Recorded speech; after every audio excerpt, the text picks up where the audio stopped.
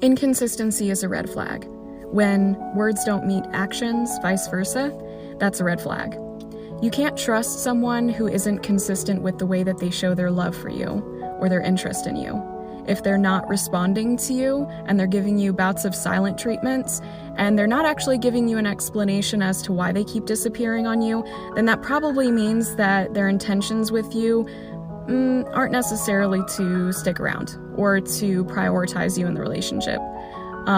Things like that can actually save our feelings in the long run when we start learning things about people. If you see a pattern in someone's behavior, most likely they've had that pattern for a long time, and the likelihood of it changing is pretty slim to none, unless they decide that they want to change it on their own. But that would have happened before you even came along. That power that you keep giving away, that time that you keep investing in thinking about them, that they already wasted your time. They already wasted so much of your time and you're giving away more of it in the thought of them. Just remember at the end of the day how things really played out, how they really treated you. Let that anger fuel your growth and healing. It's not good to sit in anger all the time. And yeah, eventually you should forgive them, not for them, but for yourself, so that you're not sitting in this vengeance mode all the time. But sit with the anger long enough to be fed up with the fact that they treated you terribly and you deserve better. Let it fuel your growth forward. Let it push you forward. Every time you start missing them and thinking about what it would be like to be with them again, just remember, what are you missing? The fantasy of who you wanted them to be, or the person that they actually are, the way that they treated you in the relationship, or what you always hope they do in the relationship? Is it the person that you actually experience that you're craving, or is it the person that you wanted them to become? And so we remove this blinder, this little gray area that shadowed us away from reality, and we take a step back and we realize that the person that we were always wanting and craving was the person that didn't want us, that didn't make us feel worthy, that didn't make us feel special, that didn't make us feel the things that we want to feel in a relationship. And so you keep questioning whether or not you're going to find this again, whether or not you're going to feel this for someone again. And I would say, why would you want to feel this again when what you felt with them wasn't enough anyway? It's not what you wanted, so what you want with someone else should feel different. The bittersweet truth is that you can't love someone into loving you. You can't love someone into staying, and no matter how much effort you put into them, they don't have to choose to reciprocate the same. And you can't love them into reciprocating the same. It doesn't matter how much more effort you put in, they may retreat the more that you try.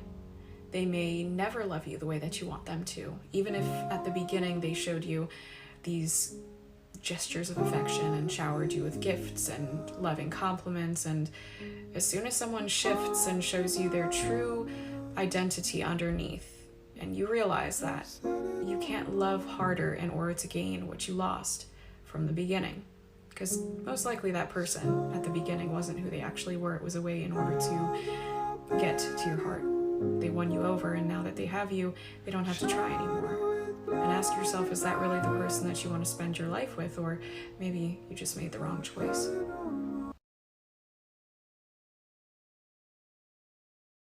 Don't ask yourself why it happened to you. Ask yourself what you can do now that you've gotten through it. You've survived it. You've survived them. You survived the countless emotional, abusive, and manipulative behaviors that they've put on you. You have survived all of it. And you keep asking yourself why you were dealt the cards that you were dealt, why you were dealt that hand.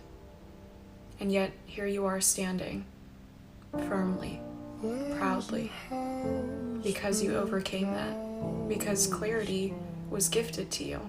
You know who they are, you know what you experienced with them, and when you cross a person who's like that again, the likelihood of you involving yourself with that person is slim to none, because you know what the conclusion ends up looking like when you go down that path. You are gifted knowledge, and yes, it may hurt right now, but it will help you in the end.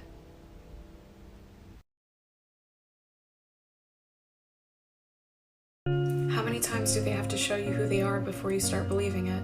How many times are you going to let them take advantage of you? And how many times are you going to let yourself accept less than what you're worth? How many times do you have to be put in that position before you gain the knowledge of that lesson? You'll keep experiencing that same lesson time and time again until you gain what you need to gain from that, in realizing that you deserve better than that. You deserve better than them. They don't deserve a place in your life, and as many times as you let them back in, they're just going to keep taking advantage of your kindness and your heart, seeing how much you love them, seeing how much they can push you, and that no matter what they do to you, you'll always be there waiting for them. It's unfortunate to realize that people do take advantage of our softness, but you have to put a guard up at a certain point once you realize that someone's hurt you long enough and hard enough. They obviously have shown they don't care about your feelings. You need to start caring about your own. You're not the one who broke them, so why do you keep trying to fix them? You're not responsible for that, they are. The damage was there before you arrived, but you keep blaming yourself for the reason why it's affecting your relationship. They have to decide to grow from that. You cannot force that growth onto them. And you also aren't responsible for it because you didn't cause it, so you're beating yourself up over something that you cannot control. And you're guilting yourself over something that you're not responsible for. You should be focusing on the things that you still have to heal from, instead of focusing on their wounds. Because in the meantime, while they're hurting you because of the damage from their past, you're developing more wounds that you're going to eventually have to heal from. It doesn't matter if you hide from them right now, they always catch up to you, and you deserve to face your demons in the right time. What's the worst that could happen? You stop having to anticipate what their mood's gonna be, how they're gonna treat you, how they're gonna lack respect for you and cross your boundaries, how they're going to dismiss everything that you feel, every emotion, how they're going to make you feel like everyone around them is a priority instead of yourself, how they're gonna place everybody ahead of you so that they can make you question your worth in their life and make you have to earn a better position with them. Because if you're always questioning your place in their life, then you're always trying to work to get a tier above where you are right now. You're always trying to earn something and work for something because they always keep you wondering and guessing where you stand. What's your place? What are you worth? What do you deserve? They keep you in that position. They keep you feeling paranoid and weak in order to better control you. Why would you choose that? If you leave, what's the worst that could happen?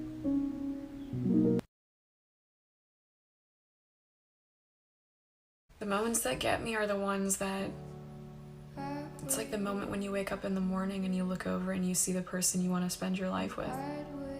Or when you fall asleep at night and you get a little scared and you hold on to that one person that's lying there next to you. And when you have those inside jokes and laughs and moments in your day where something really stupid happens and there's only that one person that you want to share it with. And I get that you can have that with friends, and friends are a great thing to have, but it's something different when it's intimate. You know, like when you kiss someone's lips and you feel the world melt away, and when you look in someone's eyes and you just see peace and love and just the greatest thing you've ever seen. I miss that.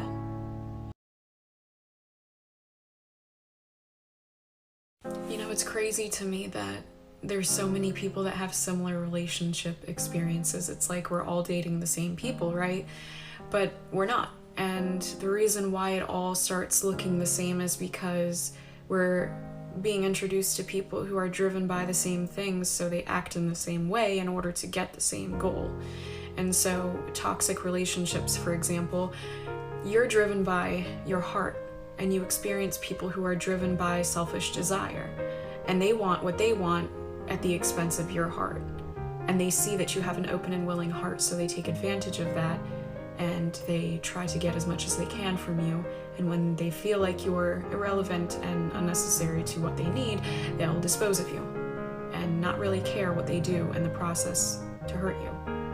And so these people start looking the same, as well as our feelings start looking the same, because the hurt feels the same no matter who it is.